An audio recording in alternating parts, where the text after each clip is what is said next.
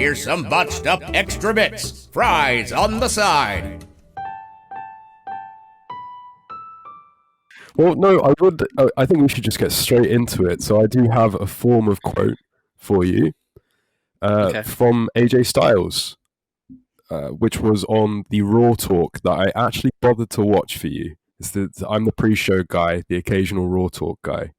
And he was just basically doing a roundtable with R-Truth and Charlie Caruso. And Charlie Caruso asked him what his reaction was to being drafted to Raw. I directly quote from him. I mean, is it really that much different? You know, SmackDown, Raw, SmackDown. It's really not that different. It's still the WWE. They don't even fucking care themselves.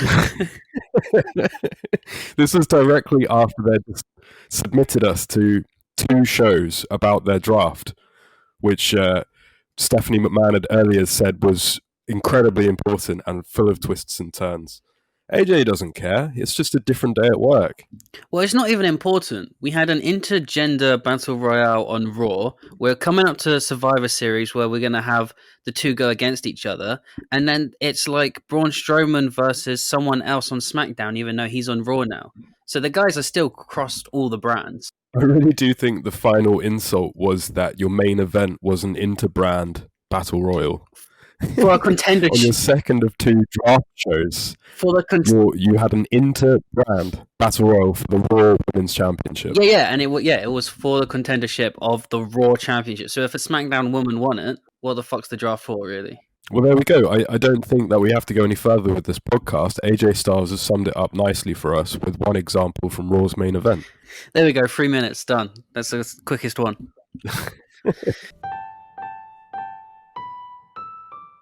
Just a quick shout out to Seth Rollins saying that the Mysterios have disgusting faces as well in his promo. Is there anything I picked up from that? How does he even know what Rey Mysterio looks like? He's seen his eyeball, so I assume his eyeball's disgusting. Yeah, well, all eyeballs are disgusting when you pull them out your face. Maybe he wasn't vomiting from the eyeball. Maybe he was vomiting from seeing a bit of Ray's face. Maybe Rey Mysterio's new gimmick is being 2003 Kane. What a great way to retire. What a great way to send a legend out. And Michael Cole opens up the show saying, "Welcome back to the visually impressive WWE Thunder Dome." Yeah, I got the same thing. Visually pleasing. Yeah, it's not. You also have actual thunder being implemented now. Yeah, but it's because everything needs to be literal. Everything is literal with them. It's not impressive or interesting at all. It's an eyesore. It's a visually pleasing interactive arena built for you, Ben. Is it? Well, they can unbuild it for me. I'm surprised you haven't bothered to go on camera yet and watch along live. Mm-hmm. Yep. Sure. This was at points really silly. Like, I just thought to myself that somebody actually had to go to the WWE warehouse to find those giant bootios and put them under a ring. And, I mean, there was no utilization of them. But the match starts off fast and hard. There's some good shots. Both guys looked into it. Both guys were being pretty brutal with each other. What did you think of their catering area? It wasn't a catering area. It was a table with eggs on it. Well, we were told there was a catering area. It was in the middle of a hallway, I think. They're camping at this arena for what? Like months and months and months? No way is their catering area just a table with some eggs and flour on it. Well, I assume maybe that they were having like a make-your-own omelette day or something. Because there was no crisps, there was no fruit, there was no sandwiches. So I guess it's sort of, we provide you with the raw materials and you go out into the world and make what you can. Make your own damn pancakes. Which is very fitting, I think, for the WWE product at the moment. We'll give you the very basic raw materials and you make with it what you want. You make your own fun. Start a podcast and just laugh at it. Yeah, or try and sell the lines that we script for you, which are dire. Yeah, so Big E wins with his finishing move off a car through a table, which just doesn't work at all because Big E's finishing move means he has to land first. So he really just put himself through a table. After putting himself through 2 windshields. Yeah. his finishing. He needs a different finisher for tables and. But I realized that this draft had been put together within 2 weeks when they told me that Mandy Rose had been drafted to Raw. Because I know you haven't been keeping up with the WWE product, but Mandy Rose was drafted to Raw 3 weeks ago. Yeah.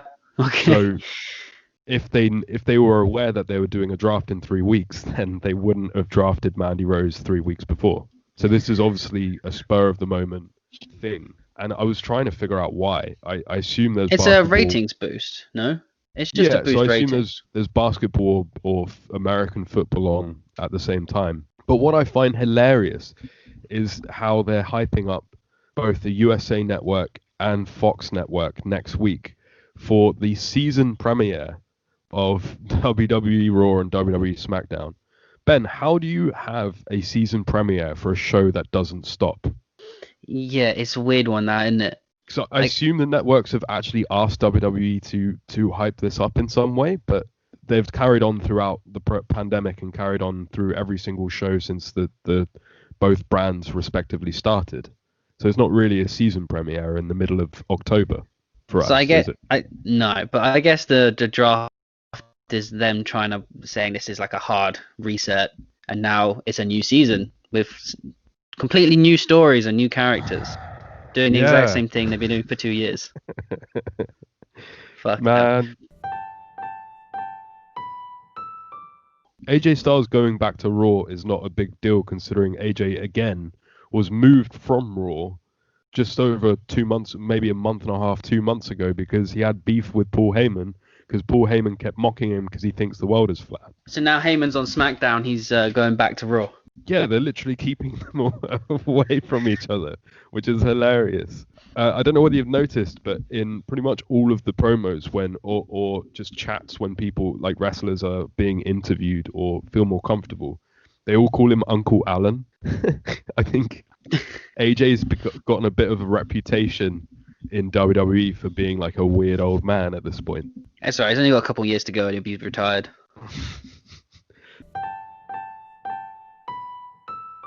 And then Baszler and Nia Jax are on Raw, but then Michael Cole says that doesn't matter because as tag team champions, they can be on either brand. So what a waste of a fucking pick. Yeah, can we please get Shayna Baszler away from Nia Jax? Nia Jax is...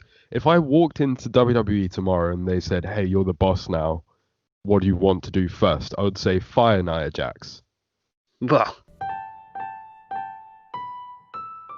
Do you know what I would do with Baszler? Put her in Lana's position. How about that? I don't know, man. They need to do something with her. But she's wasted on the main roster. It was a draft. There sure is lots of twists and turns. They could have split those two up in the draft. That would have been more interesting. But then again, would it have fucking mattered because of the tag team, the women's tag team thing? Anyway. The women's tag team can go to NXT if they want. They shouldn't even be drafted. Yeah, exactly. That's kind of what Michael Cole was saying between the lines. Like, haha, stupid Raw, stupid pick.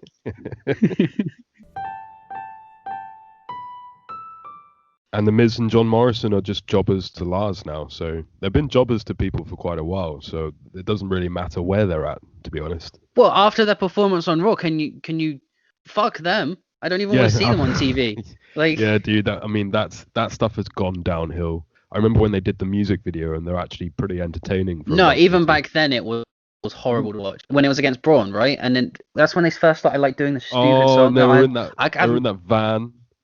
Yeah. But that is part of the whole problem of WWE for me at the moment. They are half the reason I switched off to this shit. Well, I think they represent that brand of PG humor that we've seen so much of over the decades. We saw so much of it that actually another promotion got funded by a millionaire, you know? Yep. Yeah, because it's not individually their fault because John Morrison, we've seen in other promotions do fantastic stuff. And we all know that Miz can do great stuff if he's given the right material. So I think they're both great.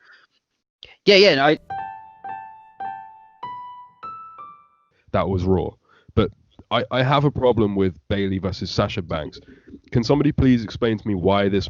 I know they did the bullshit finish and it only lasted 3 minutes, but this feud and this teasing went on for so long.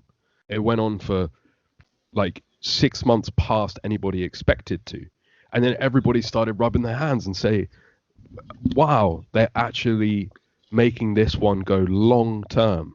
And I thought, like, I would have liked to have seen it at WrestleMania, sure, but I would have thought that at least they would have saved the first interaction for Survivor Series. And I know that this was like really short with a DQ chair shot to further the feud and stuff, but you didn't need it. Like, everybody is already invested in this feud. You didn't need an official ring time bell to do this angle, and like it didn't even add anything. You know, like all it did was take away sort of like a spark of interest from their official final match meeting. I didn't get this. But the problem is, where do they even go from here? Like, they faced each other off in the ring now, so you've ruined the allure of them eventually having a match. Exactly. That's the point I was trying to make. And you know, and they're having a match at Hell in a Cell. This is the blow off. Hell in a Cell, the B pay-per-view. Ugh. Well, I thought this was the blow. For a second here, I thought, oh, you know, they're doing the draft. They know that they've got extra eyes on them. That this was the blow off. I was like, come. Yeah. I mean, obviously the two were well, at great. least There's no discounting their ability. Whatever they are given, they are fantastic at it, and they always will be. We say it every time. It's not the players that are the problem. It's who is ever writing this bullshit. Yeah. So we open up with a Randy promo, and did you actually enjoy this? Because I know you love Randy. I didn't, and this was dreadful, man. I didn't watch Raw last week. I didn't watch Raw for the past 2 months, but they opened up by informing me that Randy Orton pinned McIntyre in a multi-man match last week on Raw, which just what like, you know, typical WWE booking of making the champion lose a pin on TV before a pay-per-view to try and make us believe that the heel's going to win. This was Drew was one of the few guys that felt so massive and so big time, he just wasn't losing. And they say over and over again, Drew was unbeaten for nearly a year. Why have Randy Orton pin him in a 6-man as a throwaway? And this, honestly, as you said, I love Randy Orton. I like Drew McIntyre. This promo stank, bro. When was the last time you heard of a Hell in a Cell match being sold by one guy stating to the other guy that he was going to pin him? Nothing was mentioned about the Hell in a Cell. Nothing to do with the structure. Nobody said that they. I didn't even realize that these could in a Hell in a Cell. I just assumed they were just having a singles match. Yep, that's because that's how they've sold it. Randy Orton looks in the eye and says, "I'm going to pin you." Damn. We always joke that Randy's great if he cares about the story. I really feel like he's given up again. I don't really blame him. This feud has been going since SummerSlam. But before that, we said like it was the best Randy of maybe his entire career. And now he was on fire. And now it's like he's switched off again. I feel like Randy Orton is kind of like somebody that's got ADHD. Like, he continually needs to be given things that he thinks are worth his time. And he needs to be swapped up fresh with new opponents, new people to work with. Because otherwise he just turns into this. And I mean, this is the most half-assed main event I can remember for a very long time. There was it reeked of desperation. Even down to right at the end of the show, I think it was Todd Phillips just screaming, "I have to see this match." Like, they never say that because they assume that somebody usually wants to see it. But they are in this feud. I think they've become self-aware that nobody cares. Yep. Drew McIntyre said that I'm going to beat you up all Raw long, every single Raw. They brawl for a little bit, and then we don't see them again until 3 hours later, where they start brawling again. At that point, I had completely forgot they were even doing this. Yeah, same. So did I. And it's just like the most bang average brawls as well, isn't it? Like, it's just... I had images of Viscera going around just pretending to beat people up. It was just boring. Yeah, and then when it becomes boring, you become self-aware that you're watching people fake hit each other. Yeah. is in the same position as Matt Riddle right now, where he's still interesting. People are still invested in him, but he's starting to come off a little bit as another WWE guy. Yeah. Which is not good. When you get somebody like Matt Riddle or Aleister Black that people instinctively connect with, who have like a natural charisma, the worst thing you can possibly do is make them feel like everybody else, which is what they feel like they're doing with Aleister Black. Aleister Black was treated like shit on this show. I think he's just stuck deep in that mid card now, and he'll forever be there. Well, spoilers for you, mate. Aleister Black got drafted in round 6 with Titus O'Neil, Carmella, Peyton Royce, and Tozawa. Yeah, it's not a good sign, is it? That's really going forward. Not a good sign. Got drafted. There's a few people that didn't even get drafted. That's true. Oh, what's his fucking stupid name now? Chad Gable. Oh, Shorty G. Yeah, that's his stupid name. Yeah, he didn't even. I don't know if he got on the Talking Raw or whatever. He was not on the supplemental draft either. Yeah, not until, and so same for Andrade. I guess he's a free agent. So he's less important than Titus O'Neil, is what you're telling me. I think when you don't even get drafted on the internet, you are seeing the impact signs. Impact of giving you a phone call. Yeah. Yeah. Yeah. They literally probably watch the show religiously, the draft show, and list down everybody that's not mentioned and then give them a call. I can see him doing that. So here we go. This is the fun part of Raw. This is when I stopped. Miz and Morrison just deliver a horrible promo. Just so bad. So bad.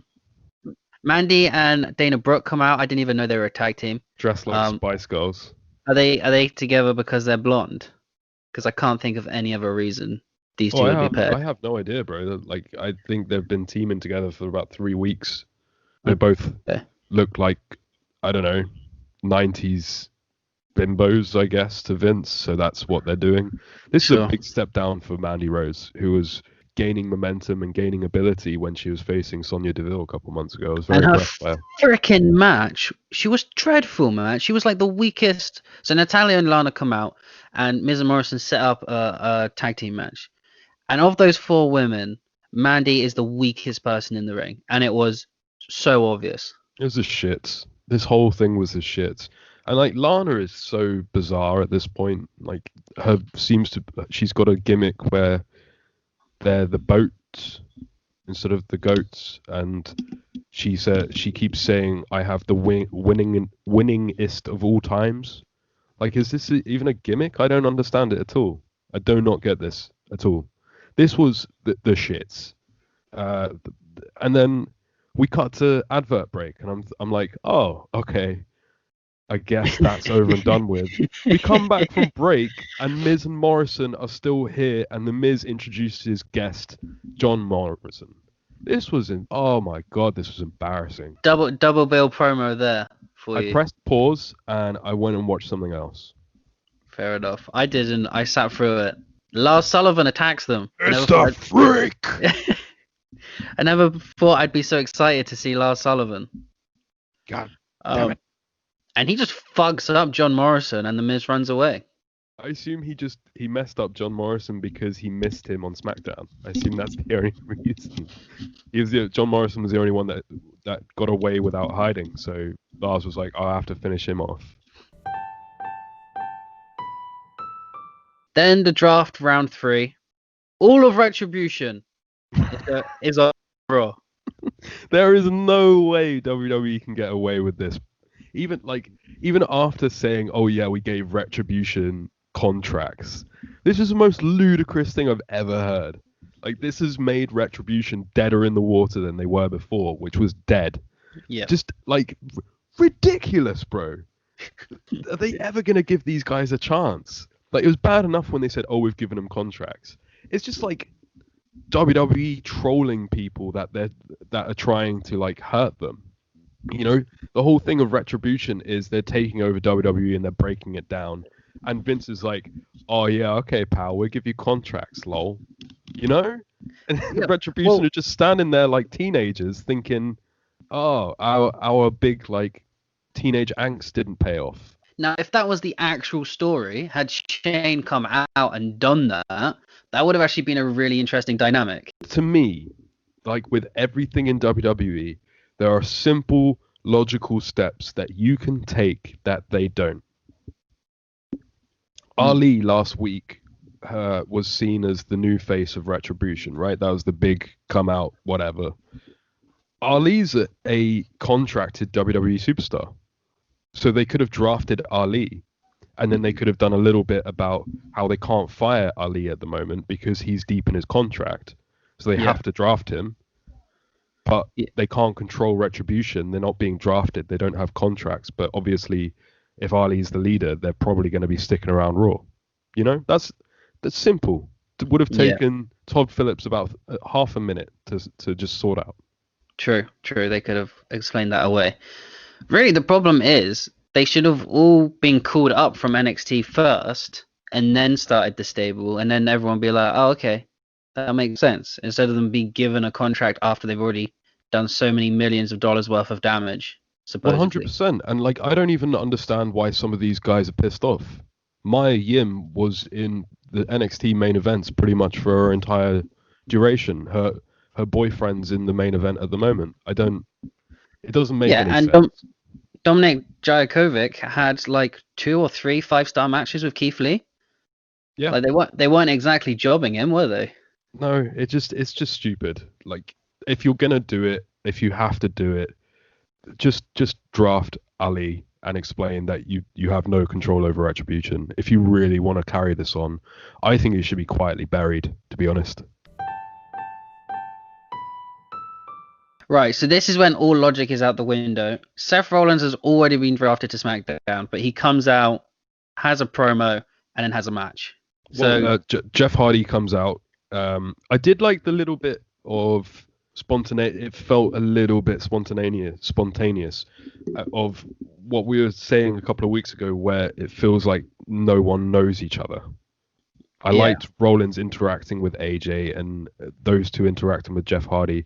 Just a little bit of interconnectivity there. But yeah, I agree with you in terms of logic. This didn't make any sense either.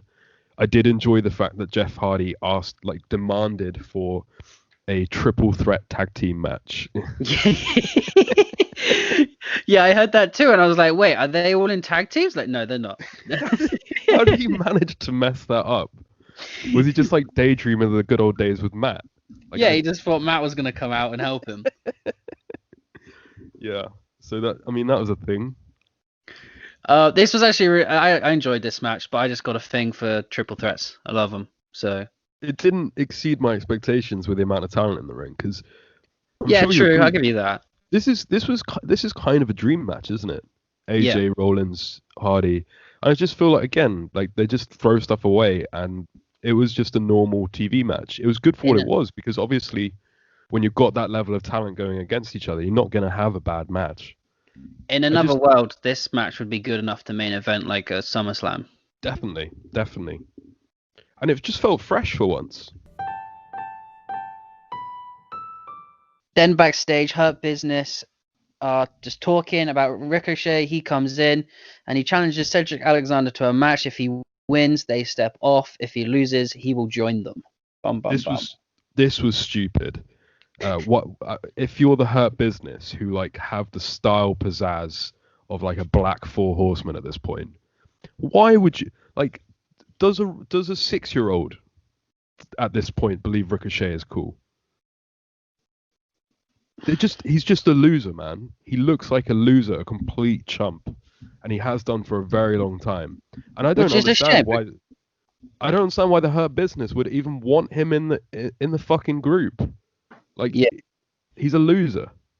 What is the actual story? They're just bullying him, right? They don't want him to join. Not really. No, that was the ludicrousness of the whole thing. Ricochet came in and said, if I win, we go our separate ways. If I lose, I'll join the Hurt Business. And MVP rubs his hands together and he's like, yeah, I totally accept that. Why would you want this guy who's on a losing streak, who doesn't like you, to join your group under duress that you think is lame anyway? But he's on a losing streak to your own group. Oh man, I didn't like this at all. They need to get Cedric away from Ricochet, because I hate to say it, man, but Cedric Alexander, every time he's near Ricochet, he's got that Ricochet stink just emanating. And it's a real shame, because Ricochet he's got such, his ring style is so different to anything anyone else does. He really could be a standout, but he's not. Not in WWE anyway. I was really bored during their match. I have this very horrible vision of Nikki Cross teaming up with Drew McIntyre, because they're both Scottish. Oh, dude. Against The Fiend and Alexa. Oh. Come on. Yeah. Now you say it, it's like very obvious. I mean, Randy will pick up the win at Hell in a Cell through interruption from The Fiend coming out and beating the shit out of Drew. Alexa's got unfinished business with Nikki. Before you know it, we have got Seth Rollins and Becky Lynch versus Baron Corbin and Lacey Evans. Oh God, can you remember that Frankenstein of a? Oh, okay. That was the real shit, wasn't it? Although I walked past a toy shop in a local town the other day and saw Becky Lynch and Seth Rollins double pack action figures and actually cringed, remembering. I think that's why that match happened, right? Just to sell some toys. Well, yeah, the double pack's still being sold, so there you go. Obviously, they did their job. Well, this time, at least Nikki Cross and Drew McIntyre are actual friends. That 24 documentary we watched. They both had a lot to say about, and have been working in the same companies and have somewhat of a friendship. On. So you think Vince has watched that? No. But my argument is Lacey Evans and Baron Corbin had probably only ever shared like 5 sentences of each other before that match. Okay, but it's still something that I really do not want to see. No, yeah, same. I'm completely with you. Okay. That's where I was like, I'm done again. And then I had to watch the women's battle royal main event. Yeah, the last 20 minutes didn't get any better, my friend. So Oscar is on commentary, and the winner of this is the number 1 contender for the Raw Women's Championship, but it's dual branded. On the draft. Branded on the draft. A SmackDown woman could become number 1 contender for Raw. Do we not want to wait like 2 weeks, guys, before we just start doing this again? Are we not even going to pretend that there's some rules? This was oh man. I was furious watching this.